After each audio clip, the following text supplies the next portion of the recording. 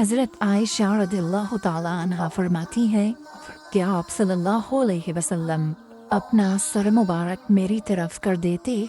उस वक्त आप एतकाफ में बैठे हुए होते थे और मैं हैज की हालत में होने के बावजूद आपका सर मुबारक धो देती। और सही बुखारी हदीस नंबर 301। हज़रत आयशा रज़ियल्लाहु ताला अन्हा ने फरमाया, हम अज़वाज में से कोई जब हाइज़ा होती उस हालत में रसूलुल्लाह सल्लल्लाहु अलैहि वसल्लम और अगर मुबाशरत का इरादा करते आप इज़ार बांधने का हुक्म दे देते।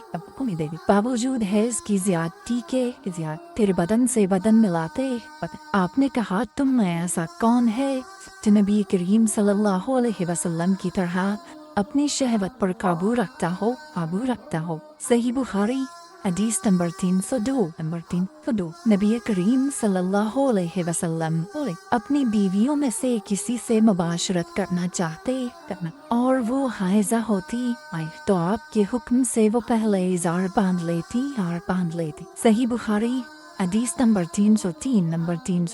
रसूल करीम सल्लल्लाहु अलैहि वसल्लम ईद उल अज़हा या ईद उल फितर में ईदगाह तशरीफ ले गए। वहाँ आप औरतों के पास से गुजरे और फरमाया आए औरतों की जमात, सदका करो, क्योंकि मैंने जहन्नुम में ज्यादा तुम ही को देखा है। उन्होंने कहा, या रसूल अल्लाह सल्लल्लाहु अलैहि वसल्लम, ऐसा क्यों? आपने फरमाया कि तुम लान तान बहुत करती हो और शोहर की नाशुक्री करती हो। बावजूद आपी और दीन में नाकिस होने के मैंने तुमसे ज्यादा किसी को भी एक अक्लमंद और तजर्बाकार आदमी को दीवाना बना देने वाला नहीं देखा। औरतों ने अर्ज की कि हमारे दीन और हमारे अक्ल में नुकसान क्या है या रसूल अल्लाह? आपने फरमाया, क्या औरत की गवाही मर्द की गवाही से निस्फ नहीं है? उन्होंने कहा, जी है। आपने फरमाया, बस यही उसकी अपील का नुकसान है। फिर आपने पूछा, क्या ऐसा नहीं है कि जब औरत हाइज़ा हो तो न नमाज पढ़ सकती है न रोजा रख सकती है? औरतों ने कहा, ऐसा ही है। आपने फरमाया कि यही उसके दीन का नुकसान है। सही बुखारी हदीस नंबर 304। हज़रत आयशा रज़ियल्लाहु ताला अन्हा ने फरमाया कि हम रसूलुल्लाह सल्लल्लाहु अलैहि वसल्लम के साथ हज के लिए इस तरह निकले कि हमारी ज़ुबानों पर हज के अलावा और कोई जिक्र ही न था। जब हम मकाम सर्फ पहुँचे तो मुझे हैज़ आ गया। इस गम से मैं रो रही थी कि नबी सल्लल्लाहु अलैहि वसल्लम तशरीफ लाए। आपने पूछा, क्यों रो रही हो? मैंने कहा, काश मैं इस साल हज का इरादा ही न करती। आपने फरमाया, शायद तुम्हें हैज़ आ गया है। मैंने कहा, जी हाँ। आपने फरमाया, ये चीज तो अल्लाह ताला ने आदम की बेटियों के लिए मुकर्रर कर दी है, पर इसलिए तुम जब तक बात न हो जाओ तवाफ बैतुल्लाह के अलावा हाजियों की तरह तमाम काम अंजाम दो। सही बुखारी हदीस नंबर 305।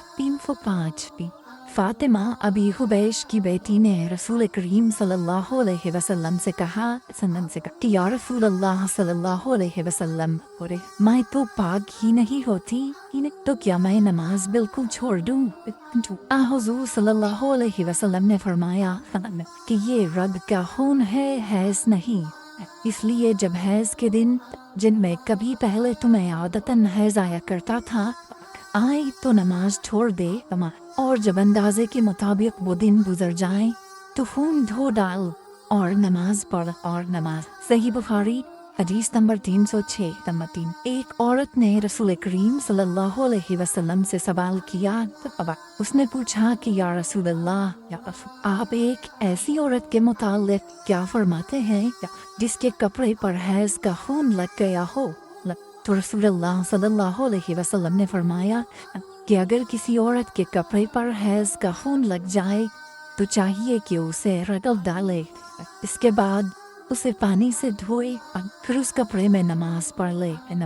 सही बुखारी हदीस नंबर 307। हज़रत आयशा रज़ियल्लाहु ताला अन्हा ने फरमाया कि हमें हैज़ आता तो कपड़े को पाक करते वक्त हम फोन को मल देते حکومت پھر اس جگہ کو دھو لیتی اور تمام کپڑے پر پانی بہا دیتی پانی اور اسے پہن کر نماز پڑھتی صحیح بخاری حدیث نمبر 308 نبی کریم صلی اللہ علیہ وسلم کے ساتھ آپ کی بعض ازواج نے اعتکاف کیا حالانکہ وہ مستحاضہ تھیں اور انہیں خون آتا تھا اس لیے خون کی وجہ سے تشت اکثر اپنے نیچے رکھ لیتی اور اکرمہ نے کہا کہ عائشہ رضی اللہ تعالیٰ عنہ نے قسم کا پانی دیکھا تو فرمایا یہ تو ایسا ہی معلوم ہوتا ہے جسے فلاں صاحبہ کو استحاضہ کا خون آتا تھا صحیح بخاری حدیث نمبر 309 حضرت عائشہ رضی اللہ تعالیٰ عنہ نے فرمایا کہ رسول اللہ صلی اللہ علیہ وسلم کے ساتھ آپ کی ازواج میں سے ایک نے اعتکاف کیا وہ خون اور زردی نکلتے دیکھتی تشت ان کے نیچے ہوتا اور نماز ادا کرتی تھی صحیح بخاری حدیث نمبر 310 حضرت عائشہ رضی اللہ تعالیٰ عنہ نے فرمایا کہ بعض امہات المومنین نے اعتکاف کیا حالانکہ وہ مستحاضہ تھی صحیح بخاری حدیث نمبر 311 عبداللہ بن ابی نجیح نے مجاہد سے کہا کہ حضرت عائشہ رضی اللہ تعالیٰ عنہ نے فرمایا کہ ہمارے پاس صرف ایک کپڑا ہوتا تھا جسے ہم حیض کے وقت پہنتی جب اس میں خون لگ جاتا تو اس پر تھوک ڈال لیتی اور پھر اسے ناخنوں سے مسل دیتی صحیح بخاری حدیث نمبر 312 ہم سے عبداللہ بن عبد الوہاب نے بیان کیا انہوں نے کہا ہم سے حماد بن زید نے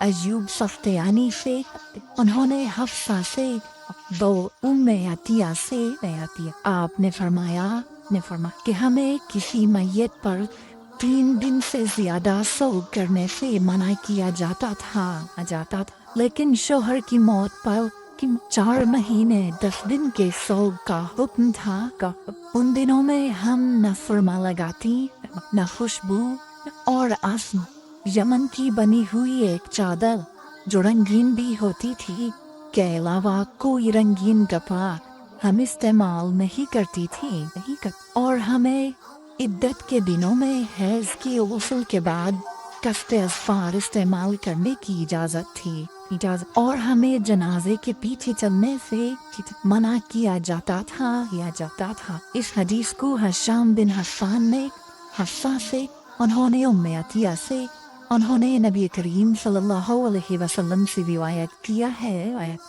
صحیح بخاری حدیث نمبر 313 حضرت عائشہ رضی اللہ تعالیٰ عنہ نے فرمایا کہ ایک انصاری عورت نے رسول اللہ صلی اللہ علیہ وسلم سے پوچھا کہ میں حیض کا غسل کیسے کروں آپ نے فرمایا کہ مشک میں بسا ہوا کپڑا لے کر اس سے پاکی حاصل کروں اس نے پوچھا کس سے کس طرح پاکی حاصل کروں آپ نے فرمایا اس سے پاکی حاصل کرو اس نے دوبارہ پوچھا کہ کس طرح آپ نے فرمایا سبحان اللہ پاکی حاصل کرو پھر میں نے اسے اپنی طرف کھینچ لیا اور کہا کہ اسے خون لگی ہوئی جگہوں پر پھیر لیا ہے صحیح بخاری حدیث نمبر 314 حضرت عائشہ رضی اللہ تعالیٰ عنہ نے بیان کیا کہ انصاری عورت نے رسول اللہ صلی اللہ علیہ وسلم سے پوچھا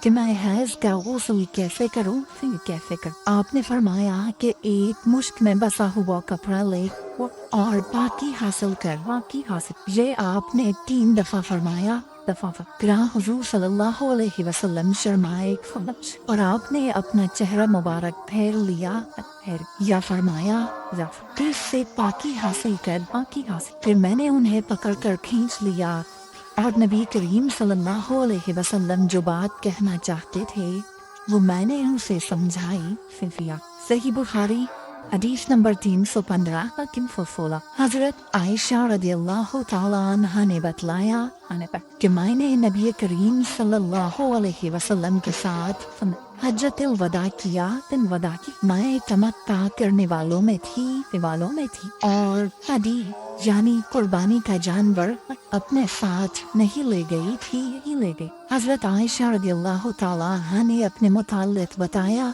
کہ پھر وہ حائضہ ہو گئی اور عرفہ کی رات آ گئی اور ابھی تک وہ پاک نہیں ہوئی تھی. اس لیے انہوں نے رسول اللہ صلی اللہ علیہ وسلم سے کہا کہ حضور آج عرفہ کی رات ہے اور میں عمرے کی نیت کر چکی تھی. رسول اللہ صلی اللہ علیہ وسلم نے فرمایا کہ اپنے سر کو کھول ڈال اور کندھا کر اور عمرے کو چھوڑ دے. میں نے ایسا ہی کیا، پھر میں نے حج پورا کر لیا اور لیلۃ الحسبہ میں عبد الرحمن بن ابو بکر کو حضور صلی اللہ علیہ وسلم نے حکم دیا وہ مجھے اس عمرے کے بدلے میں جس کی نیت میں نے کی تھی تنعیم سے دوسرا عمرہ کرا لائے. صحیح بخاری حدیث نمبر 316.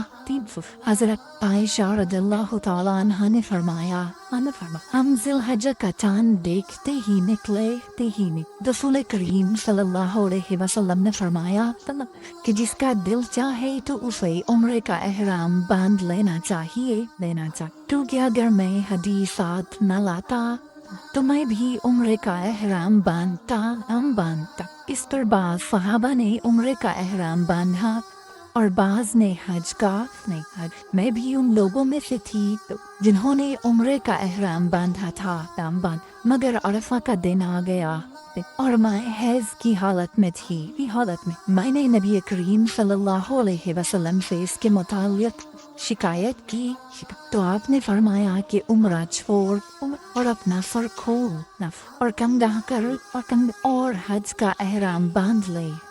میں نے ایسا ہی کیا یہاں تک کہ جب حسبہ کی رات آئی تو رسول اللہ صلی اللہ علیہ وسلم نے میرے ساتھ میرے بھائی عبد الرحمن بن ابی بکر کو بھیجا. میں تنعیم گئی اور وہاں سے اپنے عمرے کے بدلے دوسرے عمرے کا احرام باندھا. شام نے کہا کہ ان میں سے کسی بات کی وجہ سے بھی نہ حدی واجب ہوئی اور نہ روزہ اور نہ صدقہ. تنعیم حد حرم سے قریب 3 میل دور ایک مقام کا نام ہے. صحیح بخاری حدیث نمبر 317. حضرت انس بن مالک رضی اللہ تعالیٰ عنہ سے روایت ہے نبی کریم صلی اللہ علیہ وسلم نے فرمایا کہ رحم مادر میں اللہ تعالیٰ نے ایک فرشتہ مقرر کیا ہے. وہ کہتا ہے اے رب اب یہ نطفہ ہے اے رب اب یہ علقہ ہو گیا ہے اے رب اب یہ مضغہ ہو گیا ہے پھر جب خدا چاہتا ہے تو اس کی خلقت پوری کرے تو کہتا ہے کہ مذکر یا مؤنث بدبخت یا نیک بخت یعنی روزی کتنی مقدر ہے اور عمر کتنی بس ماں کے پیٹ ہی میں یہ تمام باتیں فرشتہ لکھ دیتا ہے. انتقام کا نام ہے. صحیح بخاری حدیث نمبر 318. حضرت عائشہ رضی اللہ تعالیٰ عنہا فرماتی کہ ہم نبی کریم صلی اللہ علیہ وسلم کے ساتھ حجۃ الوداع کے سفر میں نکلے. ہم میں سے بعض نے عمرے کا احرام باندھا اور بعض نے حج کا. پھر ہم مکہ آئے اور حضرت صلی اللہ علیہ وسلم نے فرمایا کہ جس نے عمرے کا احرام باندھا ہو اور حدیث ساتھ نہ لایا ہو تو وہ حلال ہو جائے اور جس نے عمرے کا احرام باندھا ہو اور وہ حدی بھی ساتھ لایا ہو تو وہ حدی کی قربانی سے پہلے حلال نہ ہوگا اور جس نے حج کا احرام باندھا ہو تو اسے حج پورا کرنا چاہیے. عائشہ نے کہا کہ میں حائضہ ہو گئی اور عرفہ کا دن آ گیا. میں نے صرف عمرے کا احرام باندھا تھا. مجھے نبی کریم صلی اللہ علیہ وسلم نے حکم دیا کہ میں اپنا سر کھول لوں، کندھا کر لوں اور حج کا احرام باندھ لوں اور عمرہ چھوڑ دوں. میں نے ایسا ہی کیا اور اپنا حج پورا کر لیا. پھر میرے ساتھ حضرت صلی اللہ علیہ وسلم نے عبد الرحمن بن ابی بکر کو بھیجا اور مجھ سے فرمایا کہ میں اپنے چھوٹے ہوئے عمرے کے عوض تنعیم سے دوسرا عمرہ کر لوں. صحیح بخاری حدیث نمبر 319 عبداللہ بن محمد مسندی نے بیان کہا ہم سے سفیان بن عیینہ نے ہشام بن عروہ سے وہ اپنے باپ سے وہ حضرت عائشہ رضی اللہ تعالیٰ عنہ سے کہ فاطمہ بنت ابی حبیش کو استحاضہ کا خون آیا کرتا تو انہوں نے نبی کریم صلی اللہ علیہ وسلم سے اس کے متعلق پوچھا۔ آپ نے فرمایا کہ یہ رگ کا خون ہے اور حیض نہیں ہے، اس لیے جب حیض کے دن آئیں تو نماز چھوڑ دیا کر، اور جب حیض کے دن گزر جائیں تو غسل کر کے نماز پڑھ لیا کر لو۔ صحیح بخاری حدیث نمبر 320 معاذہ بنت عبداللہ نے کہا کہ ایک عورت نے عائشہ رضی اللہ تعالیٰ عنہ سے پوچھا کہ جس زمانے میں ہم پاک رہتے ہیں حیض سے، کیا ہمارے لیے اسی زمانے کی نماز کافی ہے؟ اس پر عائشہ رضی اللہ تعالیٰ عنہ نے فرمایا کہ کیا تم حروریہ ہو؟ ہم نبی کریم صلی اللہ علیہ وسلم کے زمانے میں حائضہ ہوتی تھی اور آپ ہمیں نماز کا حکم نہیں دیتے تھے۔ یا حضرت عائشہ رضی اللہ تعالیٰ عنہ نے یہ فرمایا کہ ہم نماز نہیں پڑھتی تھی۔ صحیح بخاری حدیث نمبر 321 صحیح بخاری حدیث نمبر 322 زینب بنت ابی سلمہ سے روایت ہے، انہوں نے بیان کیا کہ ام سلمہ رضی اللہ عنہا نے فرمایا کہ میں نبی کریم صلی اللہ علیہ وسلم کے ساتھ چادر میں لیٹی ہوئی تھی کہ مجھے حیض آ گیا، اس لیے میں چپکے سے نکل آئی اور اپنے حیض کے کپڑے پہن لیے۔ رسول کریم صلی اللہ علیہ وسلم نے فرمایا کیا تمہیں حیض آ گیا ہے؟ میں نے کہا جی ہاں جی۔ پھر مجھے آپ نے بلا لیا اور اپنے ساتھ چادر میں داخل کر لیا۔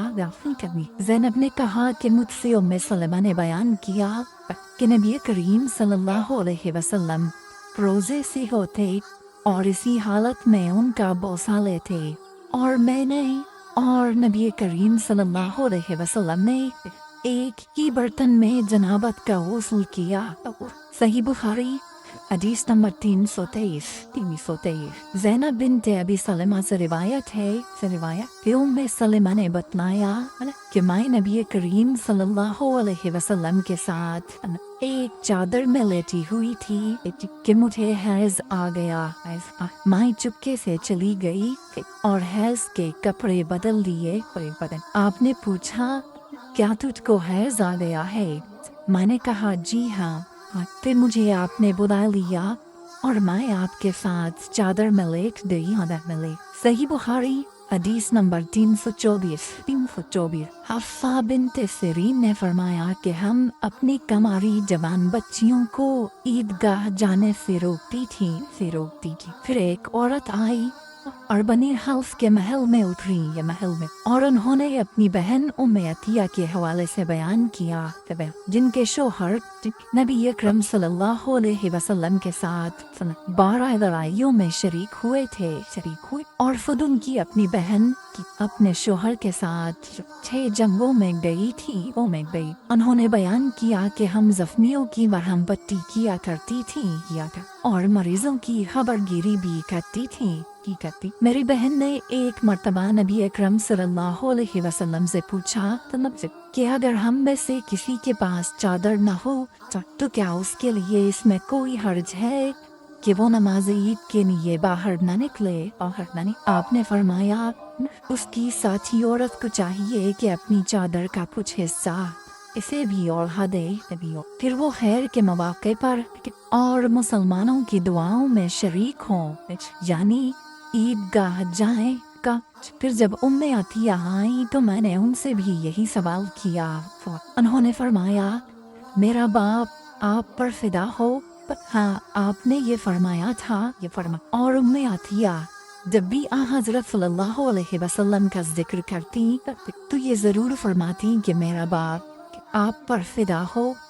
انہوں نے کہا میں نے آپ کو یہ کہتے ہوئے سنا کہ جوان لڑکیاں، پردے والیاں اور حائضہ عورتیں بھی باہر نکلیں اور مواقع خیر میں اور مسلمانوں کی دعاؤں میں شریک ہوں اور حائضہ عورت جائے نماز سے دور رہے۔ حفصہ کہتی ہے میں نے پوچھا کیا حائضہ بھی؟ انہوں نے فرمایا کیا وہ عرفات میں فلاں جگہ نہیں جاتی؟ یعنی جب وہ ان جملہ مقدس مقامات میں جاتی ہے تو پھر عیدگاہ میں کیوں نہ جائیں؟ صحیح بخاری حدیث نمبر 325۔ ہشام بن عروہ نے کہا کہ مجھے میرے والد نے حضرت عائشہ رضی اللہ تعالیٰ عنہا کے واسطے سے خبر دی کہ فاطمہ بنت ابی حبیش رضی اللہ عنہا نے نبی صلی اللہ علیہ وسلم سے پوچھا کہ مجھے استخاذہ کا فون آتا ہے اور میں پاک نہیں ہو پاتی تو کیا میں نماز چھوڑ دیا کروں؟ آپ صلی اللہ علیہ وسلم نے فرمایا نہیں، یہ تو ایک رگ کا خون ہے، ہاں اتنے دنوں میں نماز ضرور چھوڑ دیا کرو کہ جن میں اس بیماری سے پہلے تمہیں حیض آیا کرتا تھا، پھر غسل کر کے نماز پڑھا صحیح بخاری حدیث نمبر 326۔ محمد بن سیرین نے بیان کیا وہ عطیہ سے آپ نے فرمایا کہ ہم زرد اور مٹیالے رنگ کو کوئی اہمیت نہیں دیتی تھی۔ صحیح بخاری حدیث نمبر 327۔ حضرت عائشہ رضی اللہ تعالیٰ عنہا سے جو حضرت صلی اللہ علیہ وسلم کی بیوی ہیں روایت ہے کہ ام حبیبہ 7 سال تک مستحاضہ رہیں۔ انہوں نے نبی کریم صلی اللہ علیہ وسلم سے اس کے بارے میں پوچھا تو آپ صلی اللہ علیہ وسلم نے انہیں غسل کرنے کا حکم دیا اور فرمایا کہ یہ رگ کی وجہ سے بیماری ہے۔ پس ام حبیبہ ہر نماز کے لیے غسل کرتی تھی۔ صحیح بخاری حدیث نمبر 328۔ حضرت عائشہ رضی اللہ تعالیٰ عنہا سے روایت ہے کہ انہوں نے رسول کریم صلی اللہ علیہ وسلم سے کہا کہ حضور صفیہ بنت حی کو حج میں حیض رسول اللہ صلی اللہ علیہ وسلم نے فرمایا شاید کہ وہ ہمیں روکیں گی۔ کیا انہوں نے تمہارے ساتھ طواف زیارت نہیں کیا؟ عورتوں نے جواب دیا کہ کر لیا ہے آپ نے اس پر فرمایا کہ پھر نکلو صحیح بخاری حدیث نمبر 331۔ حضرت عائشہ رضی اللہ تعالیٰ عنہا فرماتی کہ نبی کریم صلی اللہ علیہ وسلم نے فرمایا کہ جب حیض کا زمانہ آئے تو نماز چھوڑ دے اور جب یہ زمانہ گزر جائے تو خون کو دھو اور نماز پڑھ۔ صحیح بخاری حدیث نمبر 332۔ سمرہ بنت جندب سے روایت ہے کہ ایک عورت ام کعب زچگی میں مر گئی تو حضور صلی اللہ علیہ وسلم نے ان کی نماز جنازہ پڑھی۔ اس وقت آپ ان کے جسم کے وسط میں کھڑے ہوئے۔ صحیح بخاری حدیث نمبر 333۔ عبداللہ بن شداد نے کہا کہ میں نے اپنی خالہ میمونہ رضی اللہ تعالیٰ عنہا سے بولا جو نبی کریم صلی اللہ علیہ وسلم کی زوجہ مطہرہ تھی سنا کہ میں حائضہ ہوتی تو نماز نہیں پڑھتی تھی اور یہ کہ آپ رسول اللہ صلی اللہ علیہ وسلم کے گھر میں نماز پڑھنے کی جگہ کے قریب لیٹی ہوتی تھی اور یہ کہ آپ رسول اللہ صلی اللہ علیہ وسلم کے گھر میں نماز پڑھنے کی جگہ کے قریب لیٹی ہوتی تھی۔ آپ نماز اپنی چٹائی پر پڑھتے جب آپ سجدہ کرتے تو آپ کے کپڑے کا کوئی حصہ مجھ سے لگ جاتا تھا۔ صحیح بخاری حدیث نمبر 334۔ حضرت عائشہ رضی اللہ تعالیٰ عنہا نے بتلایا کہ ہم رسول اللہ صلی اللہ علیہ وسلم کے ساتھ بعض سفر غزوہ بنو المصطلق میں تھے۔ جب ہم مقام بیدا یا ذات الجیش پر پہنچے تو میرا ایک ہار کھو گیا۔ رسول اللہ صلی اللہ علیہ وسلم اس کی تلاش میں وہیں ٹھہر گئے اور لوگ بھی آپ کے ساتھ ٹھہر گئے، لیکن وہاں پانی کہیں قریب میں نہ تھا۔ لوگ حضرت ابو بکر صدیق رضی اللہ تعالیٰ عنہ کے پاس آئے اور کہا حضرت عائشہ رضی اللہ تعالیٰ عنہا نے کیا کام کیا کہ رسول اللہ صلی اللہ علیہ وسلم اور تمام لوگوں کو ٹھہرا دیا ہے اور پانی بھی کہیں قریب میں نہیں ہے اور نہ لوگوں ہی کے ساتھ ہے پھر ابو بکر صدیق رضی اللہ تعالیٰ عنہ تشریف لائے. رسول اللہ صلی اللہ علیہ وسلم اپنا سر مبارک میری ران پر رکھے ہوئے سو رہے تھے. فرمانے لگے کہ تم نے رسول اللہ صلی اللہ علیہ وسلم اور تمام لوگوں کو روک لیا حالانکہ قریب میں کہیں پانی بھی نہیں ہے اور نہ لوگوں کے پاس ہے. حضرت عائشہ رضی اللہ تعالیٰ عنہ کہتی ہیں کہ والد ماجد رضی اللہ تعالیٰ عنہ مجھ پر خفا ہوئے اور اللہ نے جو چاہا انہوں نے مجھے کہا اور اپنے ہاتھ سے میری کوکھ میں کچوکے لگائے. رسول اللہ صلی اللہ علیہ وسلم کا سر مبارک میری ران پر تھا، اس وجہ سے میں حرکت بھی نہیں کر سکتی تھی. رسول اللہ صلی اللہ علیہ وسلم جب صبح کے وقت اٹھے تو پانی کا پتہ تک نہ تھا. بس اللہ تعالیٰ نے تیمم کی آیت اتاری اور لوگوں نے تیمم کیا. اس پر اسید بن حذیر رضی اللہ تعالیٰ عنہ نے کہا کیا اہل ابی بکر یہ تمہاری کوئی پہلی برکت نہیں ہے؟ عائشہ رضی اللہ تعالیٰ عنہ نے فرمایا پھر ہم نے اس اونٹ کو ہٹایا جس پر میں سوار تھی تو ہار اسی کے نیچے مل گیا. صحیح بخاری حدیث نمبر 335. جابر بن عبداللہ نے خبر دی کہ نبی صلی اللہ علیہ وسلم نے فرمایا مجھے 5 چیزیں ایسی دی گئی ہیں جو مجھ سے پہلے کسی کو نہیں دی گئی تھی. 1 مہینہ کی مسافت سے رعب کے ذریعے میری مدد کی گئی اور تمام زمین میرے لیے سجدگاہ اور پاکی کے لائق بنائی گئی. پس میری امت کا جو انسان نماز کے وقت کو جہاں بھی پالے اسے وہاں ہی نماز ادا کر لینی چاہیے اور میرے لیے غنیمت کا مال حلال کیا گیا ہے. مجھ سے پہلے یہ کسی کے لیے بھی حلال نہ تھا اور مجھے شفاعت عطا کی گئی اور تمام انبیاء اپنی اپنی قوم کے لیے مبعوث ہوتے تھے لیکن میں تمام انسانوں کے لیے عام طور پر نبی بنا کر بھیجا گیا. صحیح بخاری حدیث نمبر 336. حشام بن عروہ نے اپنے والد سے روایت کیا وہ حضرت عائشہ رضی اللہ تعالیٰ عنہ سے کہ انہوں نے حضرت اسما سے ہار مانگ کر پہن لیا تھا. وہ گم ہو گیا.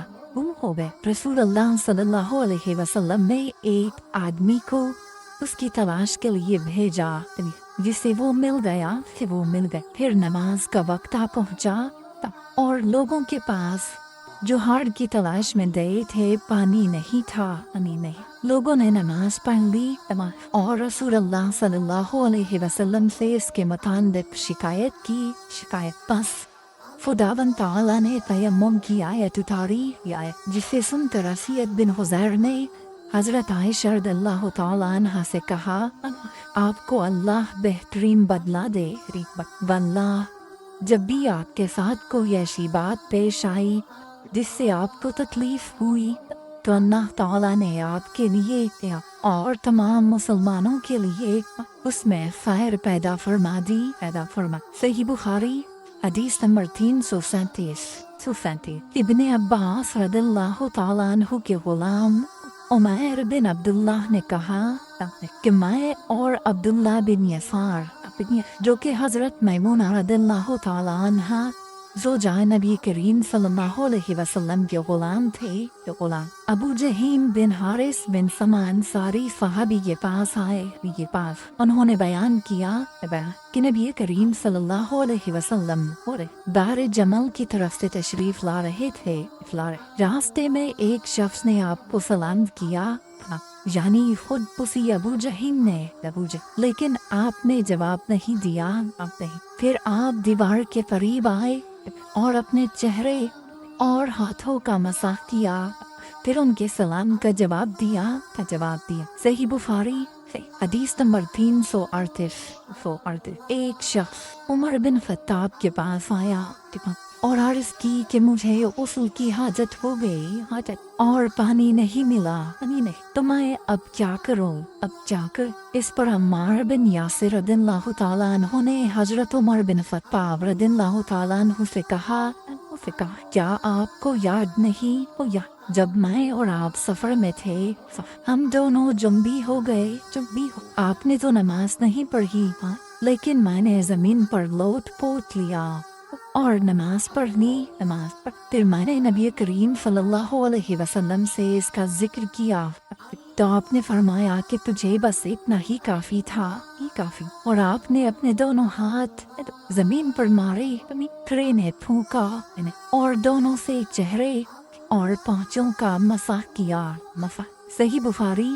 حدیث نمبر 339 عمار بن یاسر نے یہ واقعہ بیان کیا جو پہلے گزر چکا اور شعبہ نے اپنے ہاتھوں کو زمین پر مارا پھر انہیں اپنے منہ کے قریب کر لیا اور پھونکا اور پھر ان سے اپنے چہرے اور پونچھوں کا مسح کیا اور نظر بن شمیل نے بیان کیا کہ مجھے شعبہ نے خبر دی حکم سے کہ میں نے زر بن عبداللہ سے سنا وہ سعید بن عبد الرحمن بن ابزا کے حوالے سے حدیث روایت کرتے تھے حکم نے کہا کہ میں نے یہ حدیث ابن عبد الرحمن بن ابزا سے سنی وہ اپنے والد کے حوالے سے بیان کرتے تھے کہ عمار نے کہا جو پہلے مذکور ہوا صحیح بخاری حدیث نمبر 340 ابن عبد الرحمن بن ابزا سے روایت ہے وہ اپنے والد سے کہ وہ حضرت عمر رضی اللہ تعالیٰ عنہ کی خدمت میں حاضر تھے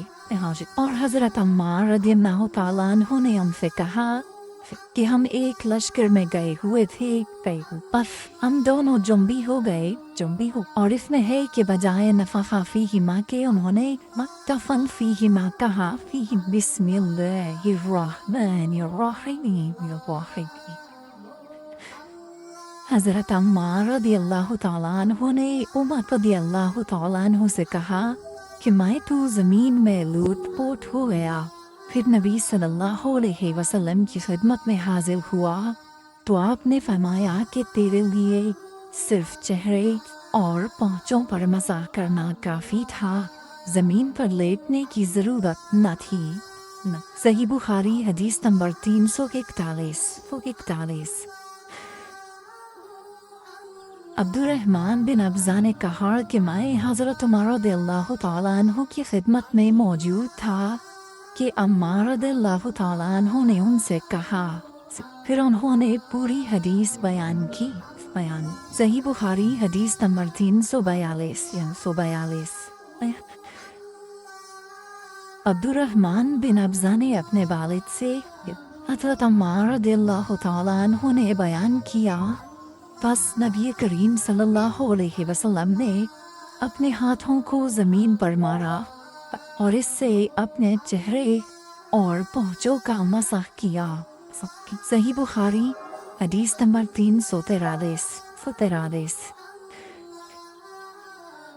ابو رجا نے عمران کے حوالے سے کہا کہ ہم نبی کریم صلی اللہ علیہ وسلم کے ساتھ ایک سفر میں تھے کہ ہم رات بھر چلتے رہے اور جب رات کا آخری حصہ آیا تو ہم نے پڑاؤ ڈالا اور مسافر کے لیے اس وقت کے پڑاؤ سے زیادہ مرغوب اور کوئی چیز نہیں ہوتی پھر ہم اس طرح غافل ہو کر سو گئے کہ ہمیں سورج کی گرمی کے سوا کوئی چیز بیدار نہ کر سکی سب سے پہلے بیدار ہونے والا شخص فلاں تھا پھر فلاں ابو رجا نے سب کے نام لیے لیکن اوف کو یہ نام یاد نہیں رہے پھر چوتھے نمبر پر جاگنے والے حضرت عمر بن خطاب رضی اللہ تعالیٰ عنہ تھے اور جب نبی کریم صلی اللہ علیہ وسلم آرام فرماتے تو ہم آپ کو جگاتے نہیں تھے یہاں تک کہ آپ خود بخود بیدار ہو کیونکہ ہمیں کچھ معلوم نہیں ہوتا کہ آپ پر خواب میں کیا تازہ وحی آتی ہے جب حضرت عمر جاگ گئے اور یہ آمدہ آفت دیکھی اور وہ ایک ندر دل والے آدمی تھے بس زور زور سے تکبیر کہنے لگے۔ اسی طرح بآواز بلند آپ اس وقت تک تکبیر کہتے رہے جب تک کہ نبی کریم صلی اللہ علیہ وسلم ان کی آواز سے بیدار نہ ہو گئے۔ تو لوگوں نے پیش آمدہ آفت مصیبت کے متعلق آپ صلی اللہ علیہ وسلم سے شکایت کی۔ اس پر آپ نے فرمایا کہ کوئی حرج نہیں، سفر شروع کرو۔ پھر آپ تھوڑی دور چلے، اس کے بعد آپ ٹھہر گئے اور وضو کا پانی طلب فرمایا اور وضو کیا اور اذان پڑھی گئی۔ پھر آپ نے لوگوں کے ساتھ نماز پڑھی۔ جب آپ نماز پڑھانے سے فارغ ہوئے تو ایک شخص پر آپ کی نظر پڑی جو الگ کنارے پر کھڑا ہوا تھا اور اس نے لوگوں کے ساتھ نماز نہیں پڑھی تھی۔ آپ نے اس سے فرمایا کہ آئے فلاں، تمہیں لوگوں کے ساتھ نماز میں شریک ہونے سے کون سی چیز نے روکا؟ اس نے جواب دیا کہ مجھے غسل کی حاجت ہو گئی اور پانی موجود نہیں ہے۔ آپ نے فرمایا کہ پاک مٹی سے کام نکال لو، یہی تجھ کو کافی ہے۔ پھر نبی کریم صلی اللہ علیہ وسلم نے سفر شروع کیا تو لوگوں نے پیاس کی شکایت کی۔ آپ پھر ٹھہر گئے اور فلاں یعنی عمران بن حسین رضی اللہ تعالی عنہ کو بلایا۔ ابو رجا نے ان کا نام لیا تھا لیکن عوف کو یاد نہیں رہا، اور حضرت علی کو بھی طلب فرمایا۔ ان دونوں سے آپ نے فرمایا کہ جاؤ پانی تلاش کرو۔ یہ دونوں نکلے۔ راستے میں ایک عورت ملی جو پانی کی ڈوب کھالے اپنے اونٹ پر لٹکائے ہوئے بیچ میں سوار ہو کر جا رہی تھی۔ انہوں نے اس سے پوچھا کہ پانی کہاں میٹھا ہے؟ تو اس نے جواب دیا کہ کل اسی وقت میں پانی پر موجود تھی، یعنی پانی اتنی دور ہے کہ کل میں اسی وقت وہاں سے پانی لے کر چلی تھی، آج یہاں پہنچی ہوں اور ہمارے قبیلے کے مرد لوگ پیچھے رہ گئے ہیں۔ انہوں نے اس سے کہا اچھا ہمارے ساتھ چلو۔ اس نے پوچھا کہاں چلو؟ انہوں نے کہا رسول اللہ صلی اللہ علیہ وسلم کی خدمت میں۔ اس نے کہا اچھا وہی جن کو لوگ صحابی کہتے ہیں؟ انہوں نے کہا یہ وہی ہے جسے تم کہہ رہی ہو۔ اچھا اب چلو۔ آخر یہ دونوں حضرات اس عورت کو حضرت صلی اللہ علیہ وسلم کی خدمت مبارک میں لائے اور سارا واقعہ بیان کیا۔ عمران نے کہا کہ لوگوں نے اسے اونٹ سے اتار لیا۔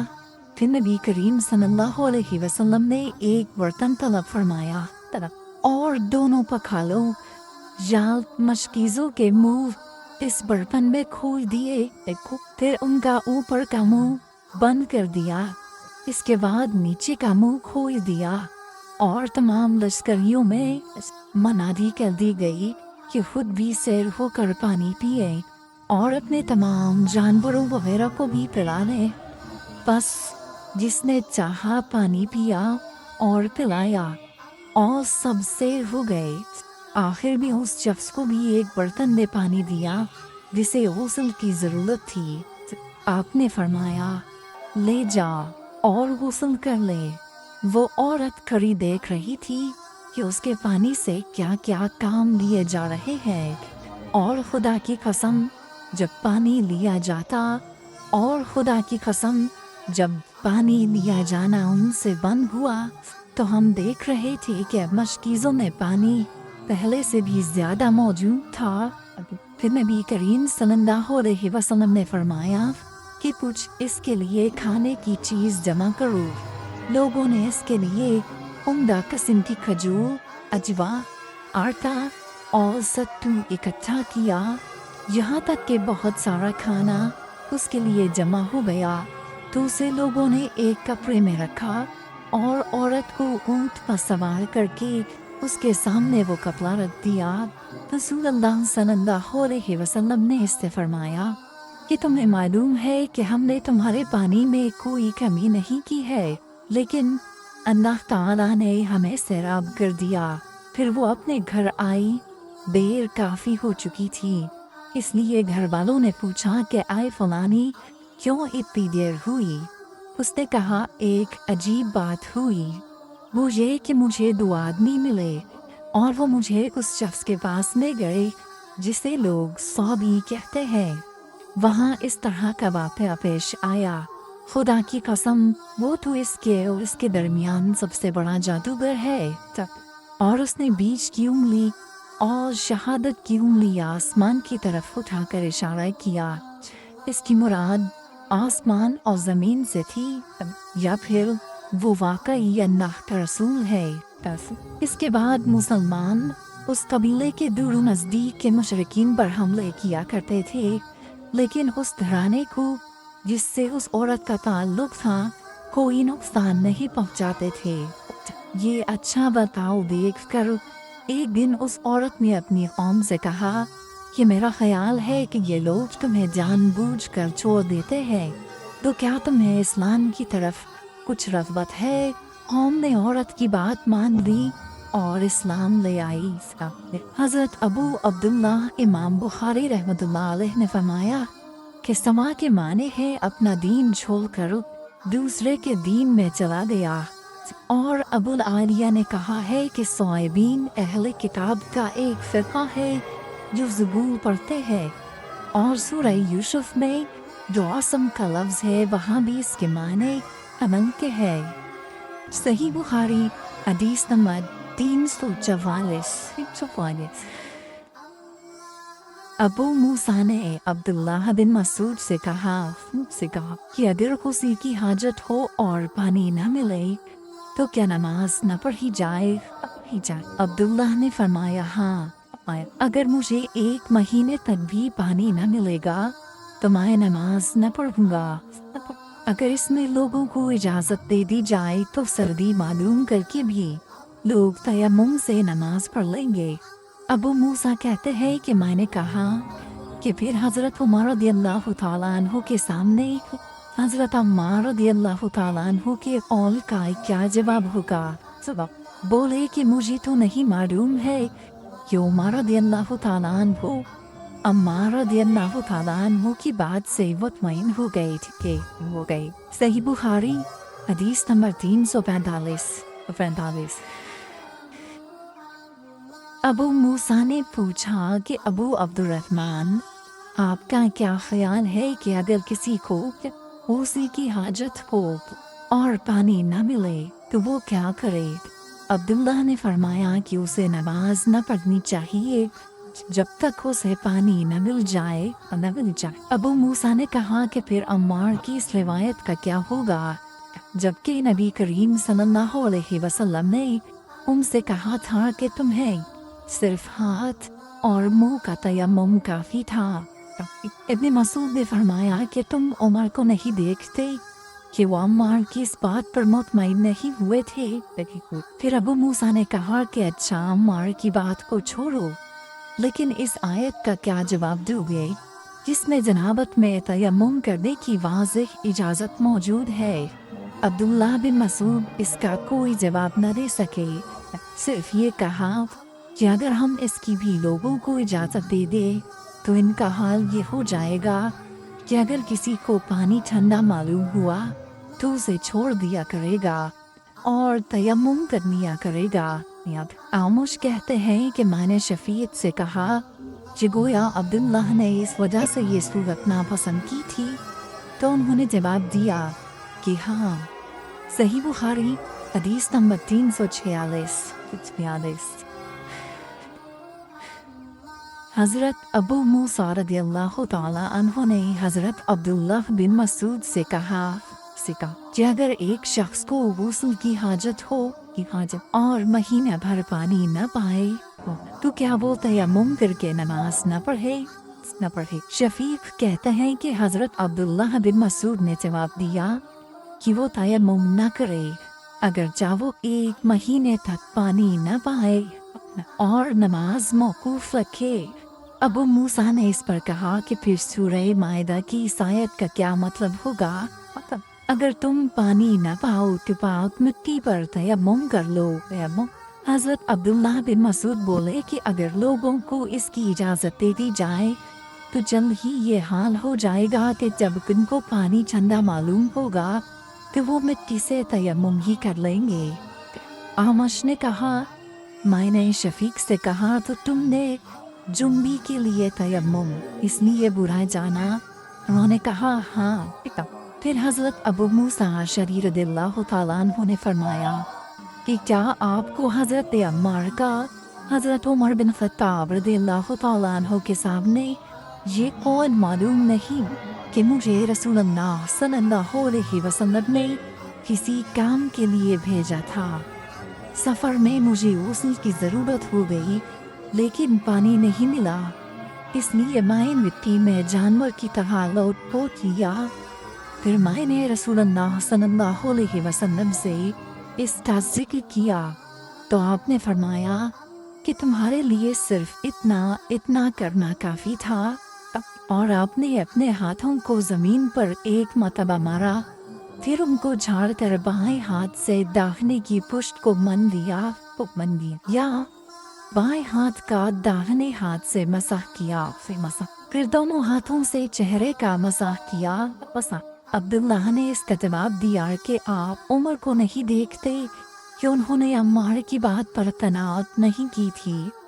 और यानी बिन उबैद ने आमश के वास्ते से शफीक से रिवायत में ये ज्यादती की है कि उन्होंने कहा कि मैं अब्दुल्ला और अबू मूसा की खिदमत में था, और अबू मूसा ने फरमाया था कि आपने उमर से अम्मार का ये कौल नहीं सुना कि रसूलुल्लाह सल्लल्लाहु अलैहि वसल्लम ने मुझे और आपको भेजा, बस मुझे उसी की हाजत हो गई और मैं मिट्टी में लोटपोट किया।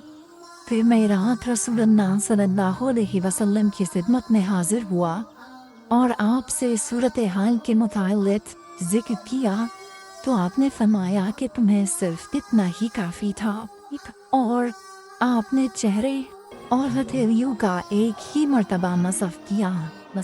सही बुखारी हदीस नंबर 347।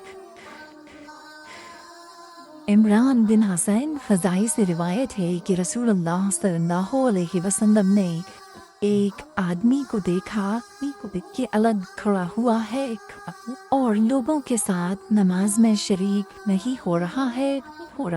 आपने फरमाया कि आए फलां, तुम्हें लोगों के साथ नमाज पढ़ने से किस चीज़ ने रोक दिया? उसने अर्ज़ की, या रसूलल्लाह, मुझे उसी की ज़रूरत हो गई और पानी नहीं है।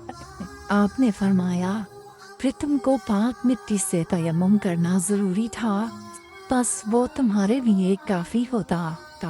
सही बुखारी हदीस नंबर 348। अबू ज़र गफ़ारी रदियल्लाहु ताला अन्हु ये हदीस बयान करते थे कि हज़रत सल्लल्लाहु अलैहि वसल्लम ने फरमाया कि मेरे घर की छत खोल दी गई। उस वक्त मैं मक्के में था। फिर जिब्राईल अलैहिस्सलाम उतरे और उन्होंने मेरा सीना चाक किया, फिर उसे ज़मज़म के पानी से धोया, फिर एक सोने का तख्त लाए जो हिकमत और ईमान से भरा हुआ था, उसको मेरे सीने में रख दिया, फिर सीने को जोड़ दिया, फिर मेरा हाथ पकड़ा और मुझे आसमान की तरफ लेकर चले। जब मैं पहले आसमान पर पहुंचा तो जिब्राईल अलैहिस्सलाम ने आसमान के दारोगा से कहा, खोलो। उसने पूछा, आप कौन है? जवाब दिया कि जिब्राईल। फिर उन्होंने पूछा, क्या आपके साथ कोई और भी है? जवाब दिया, हाँ, मेरे साथ मोहम्मद सल्लल्लाहु अलैहि वसल्लम है। उन्होंने पूछा कि क्या इनके बुलाने के लिए आपको भेजा गया था? कहा, जी हाँ। फिर जब उन्होंने दरवाज़ा खोला तो हम पहले आसमान पर चढ़ गए। वहाँ हमने एक शख्स को बैठे हुए देखा। उनके दाहिनी तरफ कुछ लोगों के झुंड थे और कुछ झुंड बाईं तरफ थे। जब वो अपनी दाहिनी तरफ देखते तो मुस्कुराते और जब बाईं तरफ नजर करते तो रोते।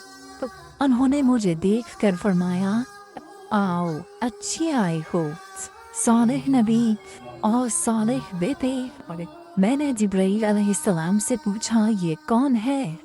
उन्होंने कहा कि ये आदम अलैहिस्सलाम है और इनके दाएं बाएं जो झुंड है یہ ان کے بیٹوں کی روحیں ہے، جو جھول دائیں طرف ہے وہ جنتی ہے، اور بائیں طرف کے جن دوزخی روحیں ہے۔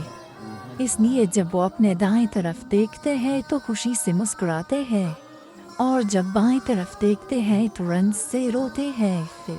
پھر جبرائیل مجھے لے کر دوسرے آسمان تک پہنچے اور اس کے داروغہ سے کہا کہ کھولو۔ اس آسمان کے داروغہ نے بھی پہلے داروغہ کی طرح پوچھا، پھر کھول دیا۔ حضرت انس رضی اللہ تعالیٰ عنہ نے کہا کہ ابو ذر نے ذکر کیا کہ آپ صلی اللہ علیہ وسلم یعنی نبی صلی اللہ علیہ وسلم نے آسمان پر آدم، ادریس، موسیٰ، عیسیٰ اور ابراہیم علیہ السلام کو موجود پایا، اور ابو ذر نے ہر ایک کا ٹھکانہ نہیں بیان کیا، البتہ اتنا بیان کیا کہ آپ حضور صلی اللہ علیہ وسلم نے حضرت آدم کو پہلے آسمان پر پایا اور حضرت ابراہیم کو چھٹے آسمان پر۔ انس نے بیان کیا کہ جب جبرائیل علیہ السلام نبی کریم صلی اللہ علیہ وسلم کے ساتھ ادریس علیہ السلام پر گزرے تو انہوں نے فرمایا کہ آؤ اچھے آئے ہو صالح نبی اور صالح بھائی۔ میں نے پوچھا یہ کون ہے؟ جواب دیا کہ یہ ادریس علیہ السلام۔ پھر موسیٰ علیہ السلام تک پہنچا، انہوں نے فرمایا آؤ اچھے آئے ہو صالح نبی اور صالح بھائی۔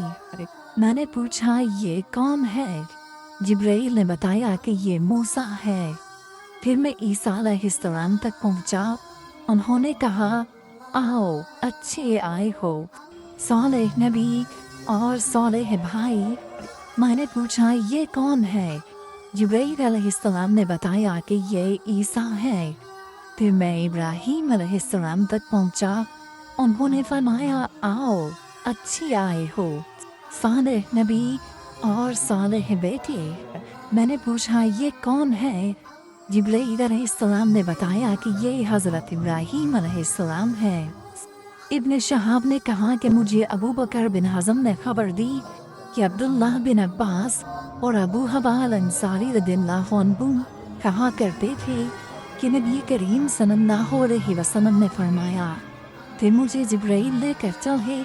اب میں اس بلند مقام تک پہنچ گیا جہاں میں نے قلم کی آواز سنی جو لکھنے والے فرشتوں کے قلموں کی آواز تھی۔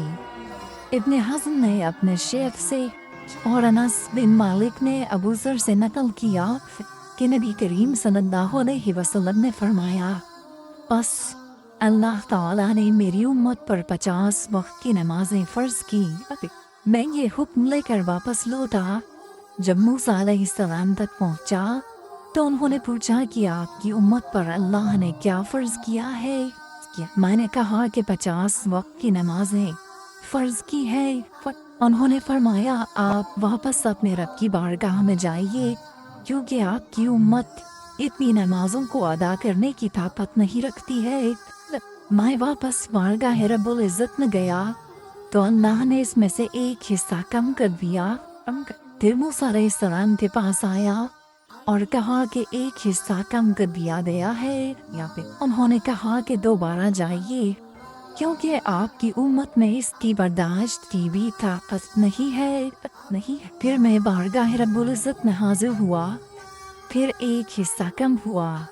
جب موسیٰ کے پاس پہنچا تو انہوں نے فرمایا کہ اپنے رب کی بارگاہ میں پھر جائیے کیونکہ آپ کی امت اس کو بھی برداشت نہ کر سکے گی۔ پھر میں بار بار آیا گیا، پس اللہ تعالیٰ نے فرمایا کہ یہ نمازیں عمل میں 5 ہے اور ثواب میں 50 کے برابر ہے، میری بات بدلی نہیں جاتی۔ اب میں موسیٰ کے پاس آیا تو انہوں نے پھر کہا کہ اپنے رب کے پاس جاؤ، لیکن میں نے کہا کہ مجھے اپنے رب سے شرم آتی ہے۔ پھر جبرائیل مجھے سدرۃ المنتہا تک لے گئے، اسے کئی طرح کے رنگوں نے ڈھانک رکھا تھا جن کے متعلق مجھے معلوم نہیں ہوا کہ وہ کیا ہے۔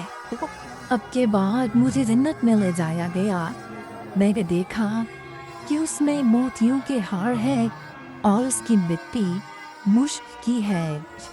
صحیح بخاری حدیث نمبر 349 حضرت عائشہ صدیقہ رضی اللہ تعالیٰ عنہ نے فرمایا کہ اللہ تعالیٰ نے پہلے نماز میں 2 رکعت فرض کی تھی، سفر میں بھی اور اقامت کی حالت میں بھی، پھر سفر کی نماز تو اپنی اصلی حالت پر باقی رکھی گئی اور حالت اقامت کی نمازوں میں زیادتی کر دی گئی۔ صحیح بخاری حدیث نمبر 350۔ ام عطیہ سے روایت ہے، انہوں نے فرمایا کہ ہمیں حکم ہوا کہ ہم عیدین کے دن حائضہ اور پردہ نشین عورتوں کو بھی باہر لے جائیں تاکہ وہ مسلمانوں کے اجتماع اور ان کی دعاؤں میں شریک ہو سکے۔ البتہ حائضہ عورتوں کو نماز پڑھنے کی جگہ سے دور رکھیں۔ ایک عورت نے کہا، یا رسول اللہ، ہم نے بعض عورتیں ایسی بھی ہوتی ہیں جن کے پاس پردہ کرنے کے لیے چادر نہیں ہوتی۔ آپ نے فرمایا کہ اس کی ساتھی عورت اپنی چادر کا ایک حصہ اسے اوڑھا دے۔ اور عبداللہ بن رجاء نے کہا، ہم سے عمران طبان نے بیان کیا، کہا ہم سے محمد بن سیرین نے، کہا ہم سے ام عطیہ نے، میں نے حضرت صلی اللہ علیہ وسلم سے سنا اور یہی حدیث بیان کی۔ صحیح بخاری کی حدیث نمبر 351۔ حضرت جابر بن عبداللہ رضی اللہ تعالیٰ عنہ نے تہبند باندھ کے نماز پڑھی، جسے انہوں نے سر تک باندھ رکھا تھا اور آپ کے کپڑے کھوٹی پر لٹکے ہوئے تھے۔ ایک کہنے والے نے کہا کہ آپ ایک تہبند میں نماز پڑھتے ہیں؟ آپ نے جواب دیا کہ میں نے ایسا اس لیے کیا کہ تجھ جیسا کوئی احمق مجھے دیکھے۔ بنا رسول اللہ صلی اللہ علیہ وسلم کے زمانے میں 2 کپڑے بھی کس کے پاس تھے؟ صحیح بخاری حدیث نمبر 352۔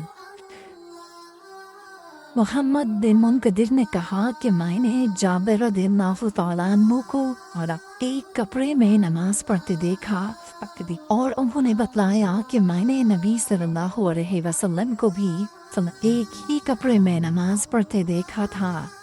صحیح بخاری حدیث نمبر 353۔ عمر بن ابی سلمہ سے روایت ہے کہ نبی کریم صلی اللہ علیہ وسلم نے ایک کپڑے میں نماز پڑھی اور آپ نے کپڑے کے دونوں کناروں کو مخالف طرف کے کندھے پر ڈال دیا۔ صحیح بخاری حدیث نمبر 354۔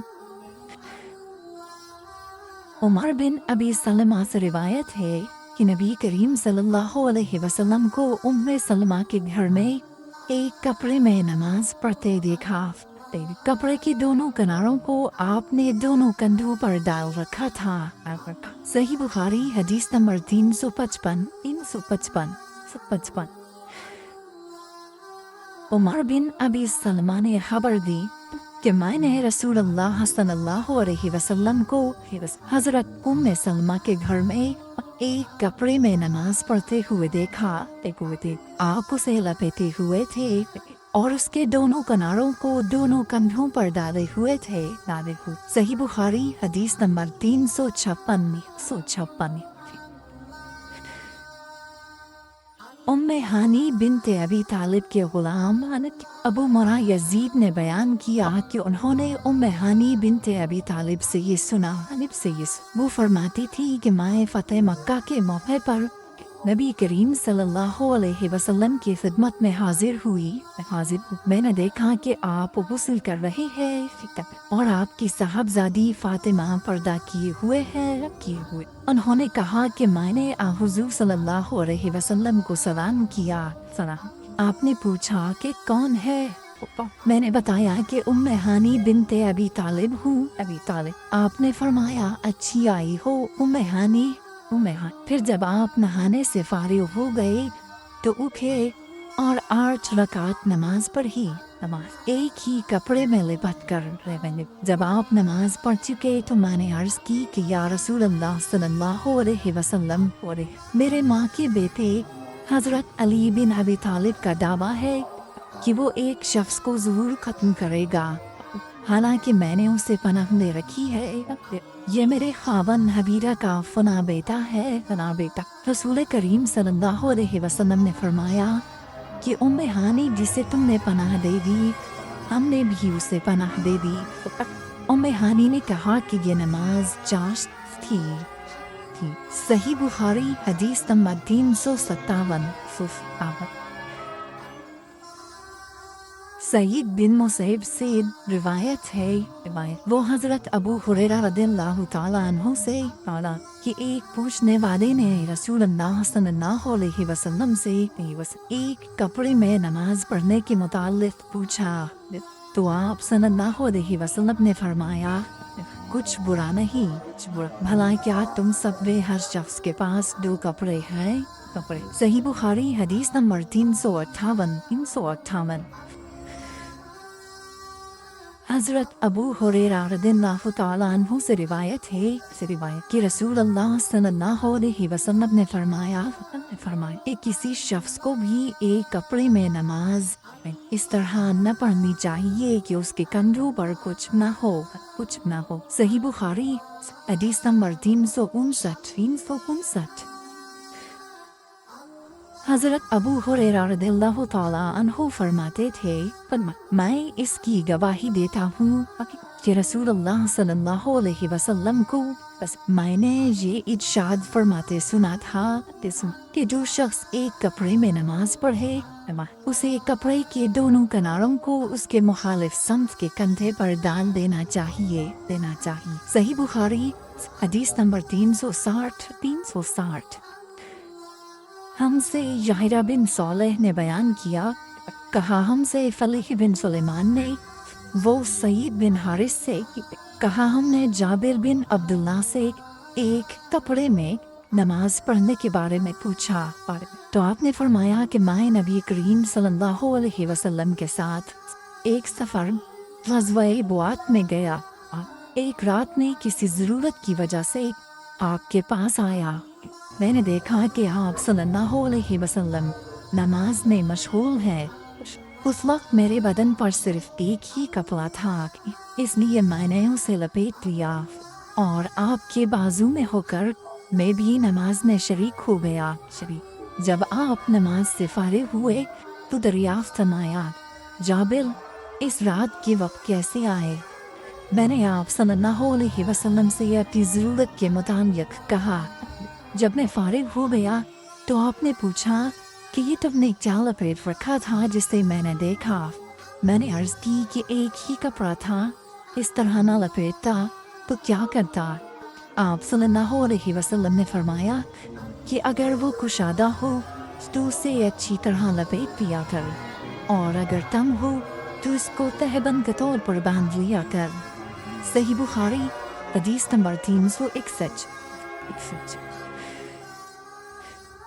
ابو حازم سلمہ بن دینار نے بیان کیا سہل بن سعد سعدی سے انہوں نے کہا کہ کئی آدمی نبی کریم صلی اللہ علیہ وسلم کے ساتھ بچوں کی طرح اپنی گردنوں پر ازارے باندھے ہوئے نماز پڑھتے تھے، اور عورتوں کو آپ کے زمانے میں حکم تھا کہ اپنے سروں کو سجدے سے اس وقت تک نہ اٹھائیں جب تک مرد سیدھے ہو کر بیٹھ نہ جائیں۔ صحیح بخاری حدیث نمبر 362۔ مسروق بن اجدہ نے مغیرہ بن شعبہ سے فرمایا کہ میں نبی کریم صلی اللہ علیہ وسلم کے ساتھ ایک سفر غزوہ تبوک میں تھا، آپ نے ایک موقع پر فرمایا، مغیرہ پانی کی چھاگل اٹھا لے، میں نے اسے اٹھا لیا، پھر رسول اللہ صلی اللہ علیہ وسلم چلے اور میری نظروں سے چھپ گئے، آپ نے قضائے حاجت کی، اس وقت آپ شامی جبہ پہنے ہوئے تھے، آپ ہاتھ کھولنے کے لیے آستین اوپر چڑھانی چاہتے تھے لیکن وہ تنگ تھی، اس لیے آستین کے اندر سے ہاتھ باہر نکالا، میں نے آپ کے ہاتھوں پر پانی ڈالا، آپ صلی اللہ علیہ وسلم نے نماز کے وضو کی طرح وضو کیا اور اپنے خفین پر مسح کیا، پھر نماز پڑھی۔ صحیح بخاری حدیث نمبر 363۔ عمرو بن دینار نے جابر بن عبداللہ انصاری رضی اللہ تعالیٰ عنہ سے سنا، وہ بیان کرتے تھے کہ رسول اللہ صلی اللہ علیہ وسلم نبوت سے پہلے کعبے کے لیے قریش کے ساتھ پتھر ڈھو رہے تھے۔ اس وقت آپ تہبند باندھے ہوئے تھے۔ آپ صلی اللہ علیہ وسلم کے چچا عباس نے کہا کہ بھتیجے کیوں نہیں تم تہبند کھول لیتے اور اسے پتھر کے نیچے اپنے کہنے پر رکھ لیتے تاکہ تم پر آسانی ہو جائے۔ حضرت جابر نے کہا کہ آپ صلی اللہ علیہ وسلم نے تہبند کھول لیا اور کہنے پر رکھ لیا، اسی وقت ورشی کھا کر گر پڑے۔ اس کے بعد آپ صلی اللہ علیہ وسلم کبھی ننگے نہیں دیکھے گئے۔ صحیح بخاری حدیث نمبر 364۔ حضرت ابو ہریرہ رضی اللہ تعالیٰ عنہ نے فرمایا کہ ایک شخص نبی صلی اللہ علیہ وسلم کے سامنے کھڑا ہوا اور اس نے صرف ایک کپڑا پہن کر نماز پڑھنے کے بارے میں سوال کیا۔ آپ صلی اللہ علیہ وسلم نے فرمایا کہ کیا تم سبھی لوگوں کے پاس 2 کپڑے ہو سکتے ہیں؟ پھر یہی مسئلہ حضرت عمر رضی اللہ تعالیٰ عنہ سے ایک شخص نے پوچھا تو انہوں نے کہا جب اللہ تعالیٰ نے ہمیں فراغت دی ہے تو تم بھی فراغت کے ساتھ رہو۔ آدمی کو چاہیے کہ نماز میں اپنے کپڑے اکٹھا کر لے۔ کوئی آدمی تہبند اور چادر میں نماز پڑھے، کوئی تہبند اور قمیص، کوئی تہبند اور قبا میں، کوئی پائجامہ اور چادر میں، کوئی پائجامہ اور قمیص میں، کوئی پائجامہ اور قبا میں، کوئی جانگیا اور قبا میں، کوئی جانگیا اور قمیص میں نماز پڑھے۔ ابو ہریرہ رضی اللہ تعالیٰ عنہ نے کہا کہ مجھے یاد آتا ہے کہ آپ نے یہ بھی کہا کہ کوئی جانگیا اور چادر میں نماز پڑھے۔ صحیح بخاری حدیث نمبر 365۔ ابن عمر رضی اللہ تعالیٰ عنہ نے فرمایا کہ رسول اللہ صلی اللہ علیہ وسلم سے ایک آدمی نے پوچھا کہ احرام باندھنے والے کو کیا پہننا چاہیے، تو آپ نے فرمایا کہ نہ قمیص پہنے، نہ پاجامہ، نہ باران کوٹ اور نہ ایسا کپڑا جس میں زعفران لگا ہوا ہو، اور نہ ورس لگا ہوا کپڑا۔ پھر اگر کسی شخص کو جوتیاں نہ ملے جن میں پاؤں کھلا رہتا ہو، وہ موزے کاٹ کر پہن لے تاکہ وہ ٹخنوں سے نیچے ہو جائیں۔ اور ابن ابی ذئب نے اس حدیث کو نافع سے بھی روایت کیا۔ انہوں نے ایسا ہی حضرت صلی اللہ علیہ وسلم سے بھی روایت کیا ہے۔ صحیح بخاری حدیث نمبر 366۔ عبید اللہ بن عبداللہ بن عتبہ نے ابو سعید خدری سے روایت کیا ہے کہ نبی کریم صلی اللہ علیہ وسلم نے سما کی طرح کپڑا بدن پر لپیٹ لینے سے منع فرمایا، اور اس سے بھی منع فرمایا کہ آدمی ایک کپڑے پر اجتماع کرے اور اس کی شرمگاہ پر علیحدہ کوئی دوسرا کپڑا نہ ہو۔ صحیح بخاری حدیث نمبر 367۔ اعرج ابو ہریرہ رضی اللہ تعالیٰ عنہ سے نقل کرتے ہیں کہ نبی کریم صلی اللہ علیہ وسلم نے 2 طرح کی بی و فروخت سے منع فرمایا۔ ایک تو چھونے کی بی سے، دوسرے پھینکنے کی بی سے، اور استعمال سما سے جس کا بیان اوپر گزرا، اور ایک کپڑے میں گوت مار کر بیچنے سے۔ صحیح بخاری حدیث نمبر 368۔ حمید بن عبد الرحمن بن عوف نے خبر دی کہ حضرت ابو ہریرہ رضی اللہ تعالیٰ عنہ نے فرمایا کہ اس حج کے موقع پر مجھے حضرت ابو بکر نے یوم نحر ذی الحج کی 10ویں تاریخ میں اعلان کرنے والوں کے ساتھ بھیجا، تاکہ ہم بنا میں اس بات کا اعلان کر دیں کہ اس سال کے بعد کوئی مشرک حج نہیں کر سکتا اور کوئی شخص ننگے ہو کر بیت اللہ کا طواف نہیں کر سکتا۔ حمید بن عبد الرحمن نے کہا اس کے بعد رسول اللہ صلی اللہ علیہ وسلم نے حضرت علی رضی اللہ تعالیٰ عنہ کو حضرت ابو بکر کے پیچھے بھیجا اور انہیں حکم دیا کہ وہ سورہ برت پڑھ کر سنا دے اور اس کے مضامین کا عام اعلان کر دیں۔ اعلان ابو ہریرہ رضی اللہ تعالیٰ عنہ فرماتے ہیں کہ حضرت علی رضی اللہ تعالیٰ عنہ نے ہمارے ساتھ نہر کے دن مینا میں 10ویں تاریخ کو یہ سنایا کہ آج کے بعد کوئی مشرک نہ حج کر سکے گا اور نہ بیت اللہ کا طواف کوئی شخص ننگے ہو کر سکے گا صحیح بخاری حدیث نمبر 369 عبد الرحمن بن ابو موالی نے محمد بن مقدر سے کہا میں جابر بن عبداللہ انصاری کی خدمت میں حاضر ہوا وہ ایک کپڑا اپنے بدن پر لپیٹے ہوئے نماز پڑھ رہے تھے حالانکہ ان کی چادر الگ رکھی ہوئی تھی جب آپ نماز سے فارغ ہوئے تو ہم نے کہا اے ابو عبداللہ آپ کی چادر رکھی ہوئی ہے اور آپ اسے اوڑھے بغیر نماز پڑھ رہے ہیں ہم نے فرمایا میں نے چاہا کہ تم جیسے جاہل لوگ مجھے اس طرح نماز پڑھتے دیکھ لیں میں نے بھی نبی صلی اللہ علیہ وسلم کو اسی طرح ایک کپڑے میں نماز پڑھتے دیکھا تھا صحیح بخاری حدیث نمبر 370 عبدالعزیز بن صہیب نے انس بن مالک رضی اللہ تعالیٰ عنہ سے روایت کی کہ نبی کریم صلی اللہ علیہ وسلم غزوہ خیبر میں تشریف لے گئے ہم نے وہاں فجر کی نماز اندھیرے ہی میں پڑھی پھر نبی صلی اللہ علیہ وسلم سوار ہوئے اور ابو طلحہ بھی سوار ہوئے میں ابو طلحہ کے پیچھے بیٹھا ہوا تھا نبی صلی اللہ علیہ وسلم نے اپنی سواری کا رخ خیبر کی گلیوں کی طرف کر دیا میرا گھٹنا نبی کریم صلی اللہ علیہ وسلم کی ران سے چھو جاتا تھا پھر نبی کریم صلی اللہ علیہ وسلم نے اپنی ران سے تہبند کو ہٹایا یہاں تک کہ میں نبی کریم صلی اللہ علیہ وسلم کی شفاف اور سفید رانوں کی سفیدی اور چمک دیکھنے لگا جب آپ خیبر کی بستی میں داخل ہوئے تو آپ صلی اللہ علیہ وسلم نے فرمایا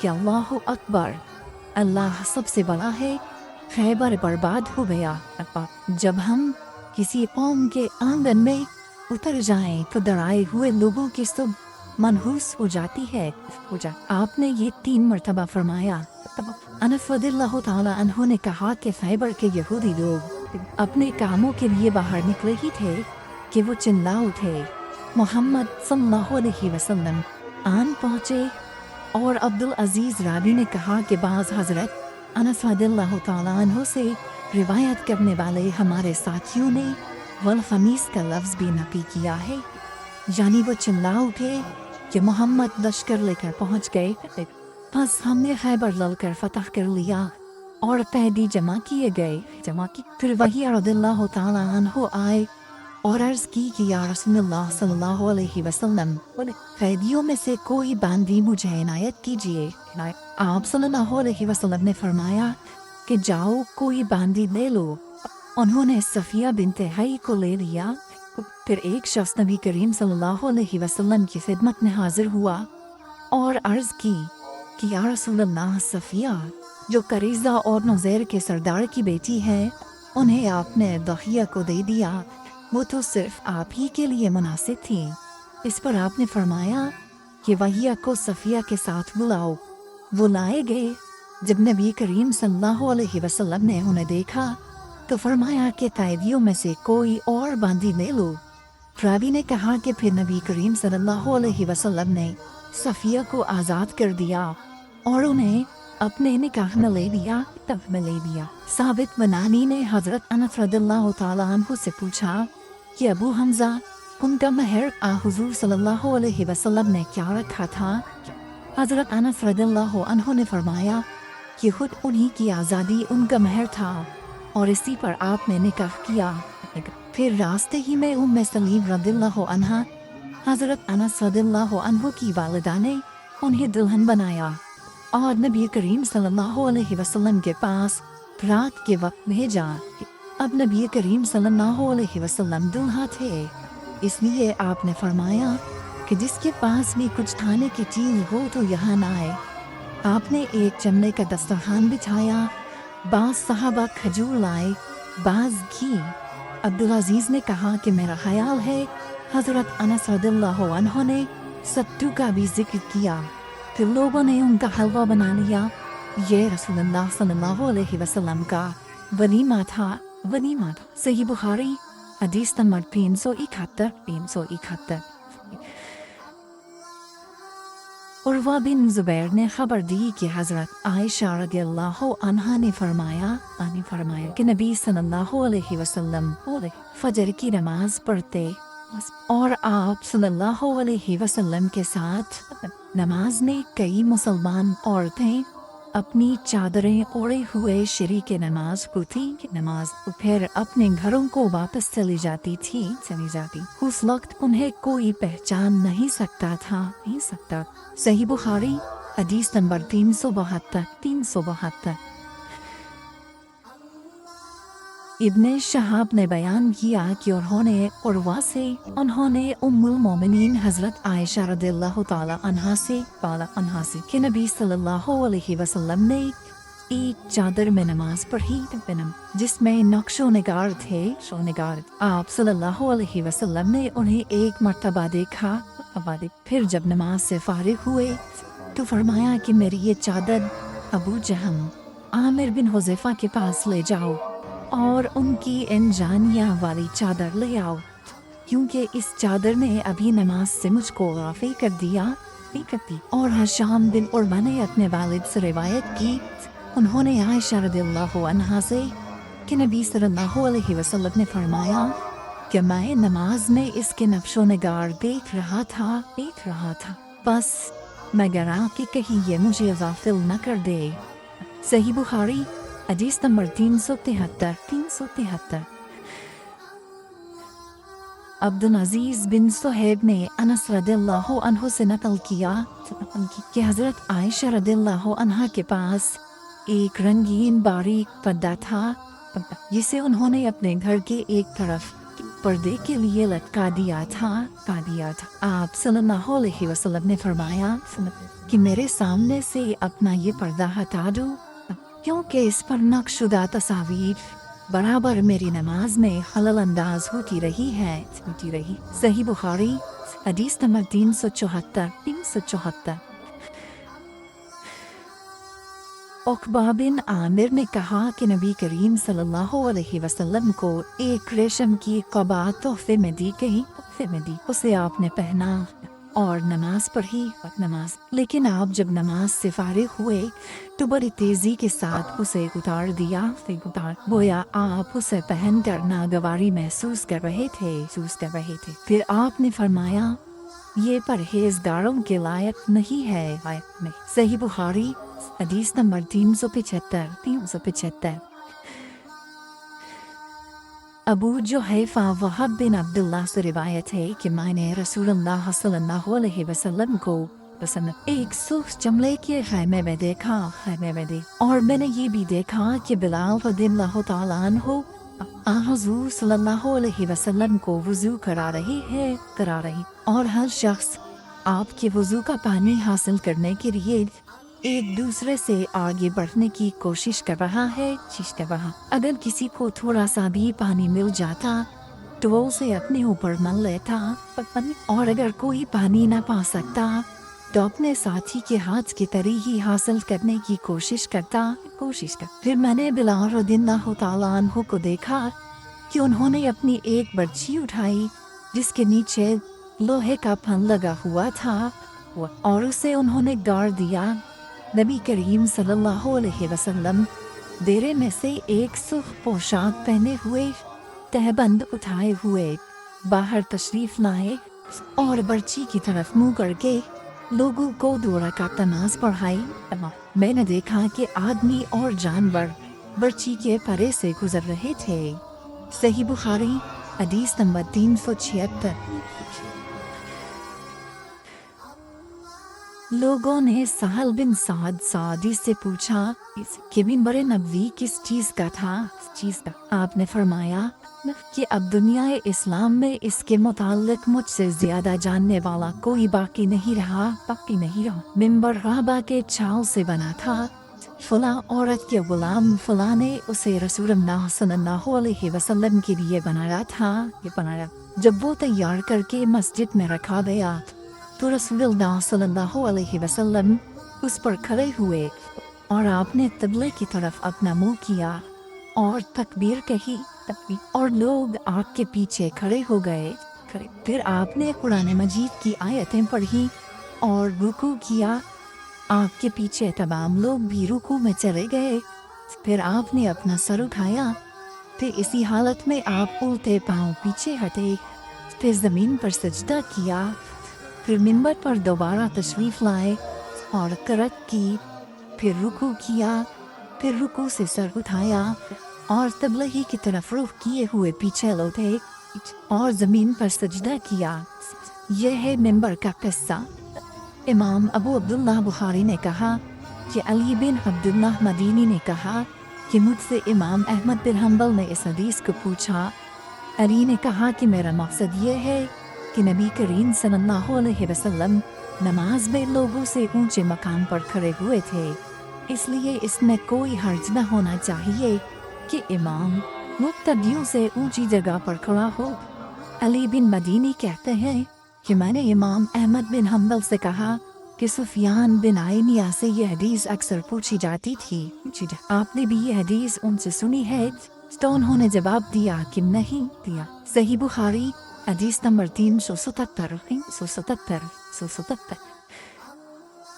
حمید طویل نے خبر دی انس بن مالک سے کہ نبی کریم صلی اللہ علیہ وسلم 5 ہجری میں اپنے گھوڑے سے گر گئے تھے جس سے آپ کی پنڈلی یا کندھا زخمی ہو گئے، اور آپ نے 1 مہینے تک اپنی بیویوں کے پاس نہ جانے کی قسم کھائی. آپ اپنے بالا خانے پر بیٹھ گئے جس کے زینے کھجور کے تنوں سے بنائے گئے تھے. صحابہ مزاج پسی کو آئے. آپ نے انہیں بیٹھ کر نماز پڑھائی اور وہ کھڑے تھے. جب آپ نے سلام پھیرا تو فرمایا کہ امام اس لیے ہے کہ اس کی پیروی کی جائے، پس جب وہ تکبیر کہے تو تم بھی تکبیر کہو، اور جب وہ رکوع میں جائے تو تم بھی رکوع میں جاؤ، اور جب وہ سجدہ کرے تو تم بھی سجدہ کرو، اور اگر کھڑے ہو کر تمہیں نماز پڑھائے تو تم بھی کھڑے ہو کر نماز پڑھو. اور آپ 29 دن بعد نیچے تشریف لائے تو لوگوں نے کہا یا رسول اللہ، آپ نے تو 1 مہینے کے لیے قسم کھائی تھی. آپ نے فرمایا کہ یہ مہینہ 29 دن کا ہے. صحیح بخاری حدیث نمبر 378. عبداللہ بن شداد نے حضرت میمونہ رضی اللہ تعالی عنہ سے روایت کی آپ نے فرمایا کہ نبی صلی اللہ علیہ وسلم نماز پڑھتے اور حائضہ ہونے کے باوجود میں ان کے سامنے ہوتی. اکثر جب آپ سجدہ کرتے تو آپ کا کپڑا مجھے چھو جاتا. انہوں نے کہا کہ آپ کھجور کے پتوں سے بنے ہوئے ایک چھوٹے سے مصلی پر نماز پڑھتے تھے. صحیح بخاری حدیث نمبر 379. انس بن مالک سے روایت ہے کہ ان کی نانی ملیکہ نے رسول اللہ صلی اللہ علیہ وسلم کو کھانا تیار کر کے کھانے کے لیے بلایا. آپ نے کھانے کے بعد فرمایا کہ آؤ تمہیں نماز پڑھا دوں. انس رضی اللہ تعالیٰ عنہ نے کہا کہ میں نے اپنے گھر سے ایک بوریا اٹھایا جو کثرت استعمال سے کالا ہو گیا تھا. میں نے اس پر پانی چھڑکا. پھر رسول اللہ صلی اللہ علیہ وسلم نماز کے لیے اسی بوریے پر کھڑے ہوئے، اور میں اور ایک یتیم کہ رسول اللہ صلی اللہ علیہ وسلم کے غلام ابو زمیرہ کے نلکے ضمیرہ آپ کے پیچھے صف باندھ کر کھڑے ہو گئے، اور بوڑھی عورت انس کی نانی ملیکہ ہمارے پیچھے کھڑی ہوئی. پھر رسول اللہ صلی اللہ علیہ وسلم نے ہمیں 2 رکعت نماز پڑھائی اور واپس گھر تشریف لے گئے. صحیح بخاری حدیث نمبر 380. ام المومنین میمونہ رضی اللہ تعالی عنہا سے روایت ہے، انہوں نے کہا کہ نبی کریم صلی اللہ علیہ وسلم سجدہ گاہ یعنی چھوٹے مصلی پر نماز پڑھا کرتے تھے. صحیح بخاری حدیث نمبر 381.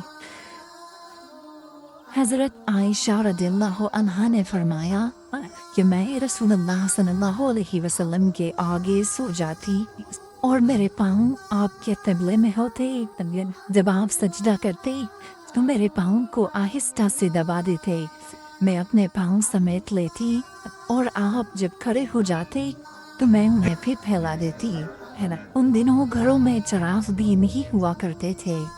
صحیح بخاری حدیث نمبر 382۔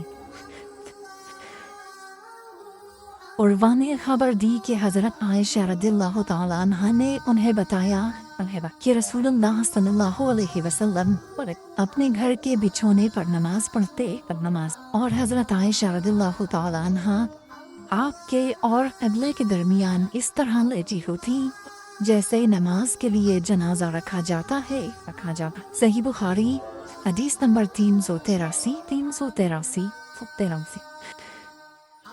عروہ بن زبیر سے روایت ہے کہ نبی کریم صلی اللہ علیہ وسلم اس بچھونے پر نماز پڑھتے جس پر آپ اور حضرت عائشہ رضی اللہ تعالیٰ عنہا سوتے، اور حضرت عائشہ رضی اللہ تعالیٰ عنہا آپ کے اور قبلے کے درمیان اس بستر پر لیٹی رہتی۔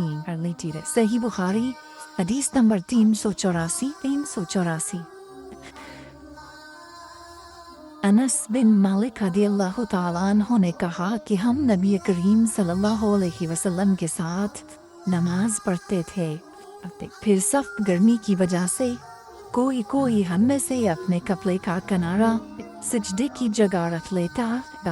صحیح بخاری حدیث نمبر 385۔ ابو مسلمہ سعید بن یزید ازدی نے انس بن مالک رضی اللہ تعالیٰ عنہ سے پوچھا کہ کیا نبی کریم صلی اللہ علیہ وسلم اپنی جوتیاں پہن کر نماز پڑھتے تھے؟ تو انہوں نے فرمایا کہ ہاں۔ صحیح بخاری حدیث نمبر 386۔ ابراہیم نخعی عمان بن حارث روایت کرتے تھے، انہوں نے کہا کہ میں نے جریر بن عبداللہ کو دیکھا، انہوں نے پیشاب کیا، پھر وضو کیا اور اپنے موضوع پر مسح کیا، پھر کھڑے ہوئے اور موضوع سمیت نماز پڑھی۔ آپ سے جب اس کے متعلق پوچھا گیا تو فرمایا کہ میں نے نبی کریم صلی اللہ علیہ وسلم کو ایسا ہی کرتے دیکھا ہے۔ ابراہیم نخعی نے کہا کہ یہ حدیث لوگوں کی نظر میں بہت پسندیدہ تھی کیونکہ جریر رضی اللہ تعالیٰ عنہ آخر میں اسلام لائے تھے۔ صحیح بخاری حدیث نمبر 387۔ مغیرہ بن شعبہ نے کہا کہ میں نے نبی کریم صلی اللہ علیہ وسلم کو وضو کرایا، آپ نے اپنے موضوع پر مسح کیا اور نماز پڑھی۔ صحیح بخاری حدیث نمبر 388۔ حذیفہ رضی اللہ تعالیٰ عنہ نے ایک شخص کو دیکھا جو رکوع اور سجدہ پوری طرح نہیں کرتا تھا۔ جب اس نے اپنی نماز پوری کر لی تو حذیفہ رضی اللہ تعالیٰ عنہ نے فرمایا کہ تم نے نماز ہی نہیں پڑھی۔ ابو وائل راوی نے کہا میں خیال کرتا ہوں کہ حضرت حذیفہ رضی اللہ تعالیٰ عنہ نے یہ بھی فرمایا کہ اگر تو ایسی ہی نماز پڑھنا جاتا تو حضرت صلی اللہ علیہ وسلم کی سنت پر نہیں مانتا۔ صحیح بخاری حدیث نمبر 389۔ عبداللہ بن مالک بن بحینہ سے روایت ہے کہ نبی کریم صلی اللہ علیہ وسلم جب نماز پڑھتے تو اپنے بازوؤں کے درمیان اس قدر کشادگی کر دیتے کہ دونوں بغلوں کی سفیدی ظاہر ہونے لگتی تھی۔ اور لیث نے یوں کہا کہ مجھ سے جعفر بن ربیعہ نے اسی طرح حدیث بیان کی۔ صحیح بخاری حدیث نمبر 390۔ انس بن مالک رضی اللہ تعالیٰ عنہ نے کہا کہ رسول اللہ صلی اللہ علیہ وسلم نے فرمایا جس نے ہماری طرح نماز پڑھی اور ہماری طرح قبلے کی طرف منہ کیا اور ہمارے ذبیحہ کو کھایا تو وہ مسلمان ہے جس کے لیے اللہ اور اس کے رسول کی پناہ ہے۔ بس تم اللہ کے ساتھ اس کی دی ہوئی پناہ میں خیانت نہ کرو۔ صحیح بخاری حدیث نمبر 391۔ انس بن مالک رضی اللہ تعالیٰ عنہ سے روایت ہے کہ رسول اللہ صلی اللہ علیہ وسلم نے فرمایا مجھے حکم دیا گیا ہے کہ میں لوگوں کے ساتھ جنگ کروں یہاں تک کہ وہ لا الہ الا اللہ کہے بس جب وہ اس کا اقرار کر لیں اور ہماری طرح نماز پڑھنے لگے اور ہمارے قبلے کی طرف نماز میں منہ کریں اور ہمارے ذبیحہ کو کھانے لگے تو ان کا خون اور ان کے اموال ہم پر حرام ہو گئے مگر کسی حق کے بدلے اور باطن میں ان کا حساب اللہ پر رہے گا۔ صحیح بخاری حدیث نمبر 392۔ میمون بن سیاح نے حضرت انس بن مالک رضی اللہ تعالیٰ عنہ سے پوچھا کہ اے ابو حمزہ، آدمی کی جان اور مال پر زیادتی کو کیا چیزیں حرام کرتی ہیں؟ تو انہوں نے فرمایا کہ جس نے گواہی دی کہ اللہ کے سوا کوئی معبود نہیں اور ہمارے قبلے کی طرف منہ کیا اور ہماری نماز کی طرح نماز پڑھی اور ہمارے ذبیحہ کو کھایا تو وہ مسلمان ہے۔ پھر اس کے وہی حقوق ہیں جو عام مسلمانوں کے ہیں اور اس کی وہی ذمہ داریاں ہیں جو عام مسلمانوں پر ہیں۔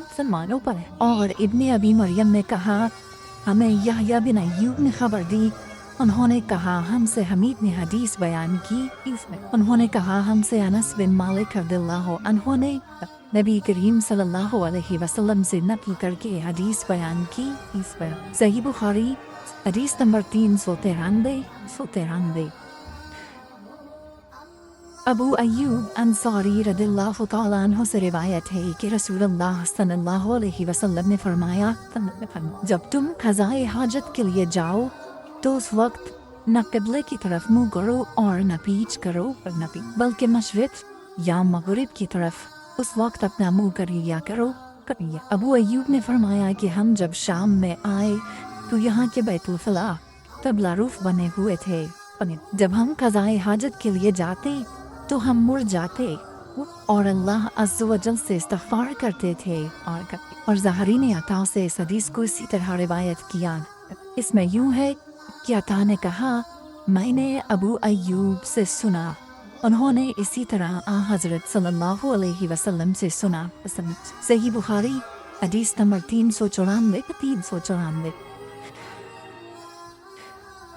عمر بن دینار نے کہا ہم نے عبداللہ بن عمر رضی اللہ تعالیٰ عنہ سے ایک ایسے شخص کے بارے میں پوچھا جس نے بیت اللہ کا طواف عمرے کے لیے کیا لیکن صفا اور مروہ کی سعی نہیں کی، کیا ایسا شخص بیت اللہ کے طواف کے بعد اپنی بیوی سے صحبت کر سکتا ہے؟ آپ نے جواب دیا کہ نبی کریم صلی اللہ علیہ وسلم تشریف لائے، آپ نے 7 مرتبہ بیت اللہ کا طواف کیا اور مقام ابراہیم کے پاس 2 رکعت نماز پڑھی، پھر صفا اور مروہ کی سعی کی اور تمہارے لیے نبی کریم صلی اللہ علیہ وسلم کی زندگی بہترین نمونہ ہے۔ صحیح بخاری حدیث نمبر 395۔ عمر بن دینار نے کہا ہم نے جابر بن عبداللہ سے بھی یہ مسئلہ پوچھا تو آپ نے بھی یہی فرمایا کہ وہ بیوی کے قریب بھی اس وقت تک نہ جائے جب تک صفا اور مروہ کی سعی نہ کر لے۔ صحیح بخاری حدیث نمبر 396۔ سیف بن ابی سلیمان نے کہا کہ میں نے مجاہد سے سنا، انہوں نے کہا کہ ابن عمر کی خدمت میں ایک آدمی آیا اور کہنے لگا اے لو، یہ رسول اللہ صلی اللہ علیہ وسلم آن پہنچے اور آپ کعبے کے اندر داخل ہو گئے۔ ابن عمر نے کہا کہ میں جب آیا تو نبی کریم صلی اللہ علیہ وسلم کعبے سے نکل چکے تھے، میں نے دیکھا کہ بلال دونوں دروازوں کے سامنے کھڑے ہیں۔ میں نے بلال سے پوچھا کہ کیا نبی کریم صلی اللہ علیہ وسلم نے کعبے کے اندر نماز پڑھی ہے؟ انہوں نے کہا کہ ہاں، 2 رکعت ان 2 ستونوں کے درمیان پڑھی تھی جو کعبے میں داخل ہوتے وقت بائیں طرف واقع ہے۔ پھر جب باہر تشریف لائے تو کعبے کے سامنے 2 رکعت نماز ادا فرمائی۔ صحیح بخاری حدیث نمبر 397۔ عطا بن ابی رباح نے کہا کہ میں نے ابن عباس رضی اللہ تعالیٰ عنہ سے سنا کہ جب نبی کریم صلی اللہ علیہ وسلم کعبے کے اندر تشریف لے گئے تو اس کے چاروں کونوں میں آپ نے دعا کی اور نماز پڑھی پھر جب باہر تشریف لائے تو 2 رکعت نماز کعبے کے سامنے پڑھی اور فرمایا کہ یہی قبلہ ہے، یہی قبلہ۔ صحیح بخاری حدیث نمبر 398 حضرت براء بن عازب رضی اللہ تعالیٰ عنہ سے روایت ہے کہ نبی کریم صلی اللہ علیہ وسلم نے 16 یا 17 ماہ تک بیت المقدس کی طرف منہ کر کے نمازیں پڑھی اور رسول اللہ صلی اللہ علیہ وسلم دل سے چاہتے تھے کہ کعبے کی طرف منہ کر کے نماز پڑھے آخر اللہ تعالیٰ نے یہ آیت نازل فرمائی، ہم آپ کا آسمان کی طرف بار بار چہرہ اٹھانا دیکھتے ہیں پھر آپ نے کعبے کی طرف منہ کر لیا اور احمقوں نے جو یہودی تھے کہنا شروع کیا کہ انہیں اگلے قبلے سے کس چیز نے پھیر دیا۔ آپ فرما دیجئے کہ اللہ ہی کی ملکیت ہے مشرق اور مغرب، اللہ جس کو چاہتا ہے سیدھے راستے کی ہدایت کر دیتا ہے۔ جب قبلہ بدلا تو ایک شخص نے نبی کریم صلی اللہ علیہ وسلم کے ساتھ نماز پڑھی، پھر نماز کے بعد وہ چلا اور انصار کی ایک جماعت پر اس کا گزر ہوا جو عصر کی نماز بیت المقدس کی طرف منہ کر کے پڑھ رہے تھے۔